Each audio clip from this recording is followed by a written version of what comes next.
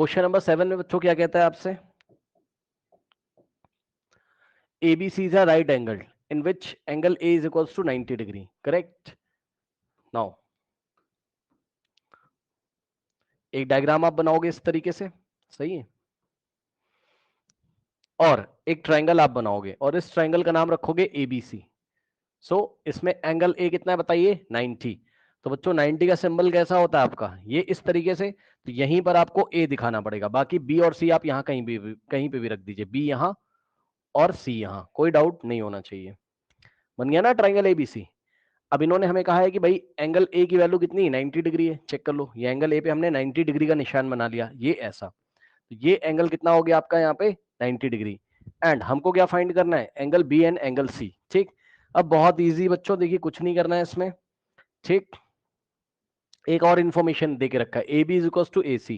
तो ध्यान दें स्टूडेंट्स, अगर AB AC के इक्वल है तो AB के अपोजिट वाला एंगल ये वाला एंगल C और AC के अपोजिट वाला एंगल ये वाला एंगल, ये आपस में इक्वल है, correct?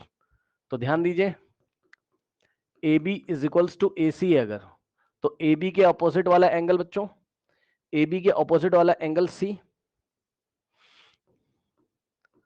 Is equals to AC के अपोजिट वाला, AC के अपोजिट वाला एंगल B, ये दोनों आपस में इक्वल हो जाएंगे, सही है ना?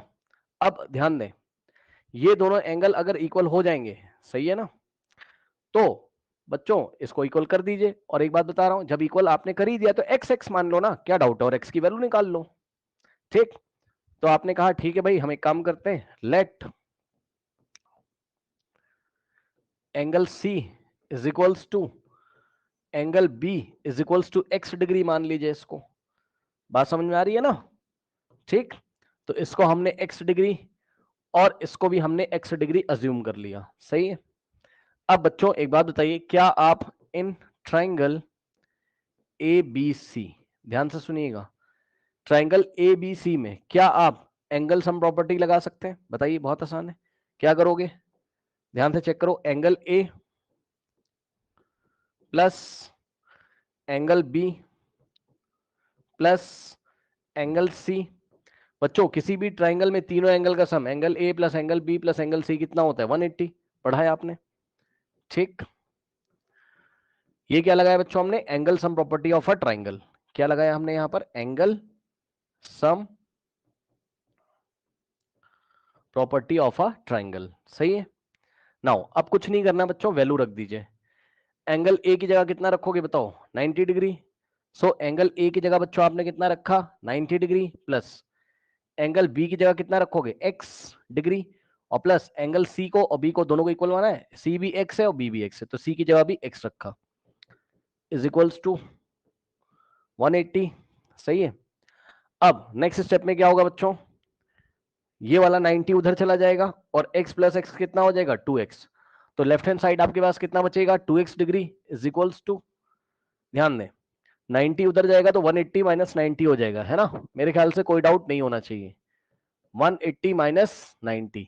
नाउ यहां से हो जाएगा 2x is equals to 180 minus 90 कितना होता है बताइए, 90, सही है।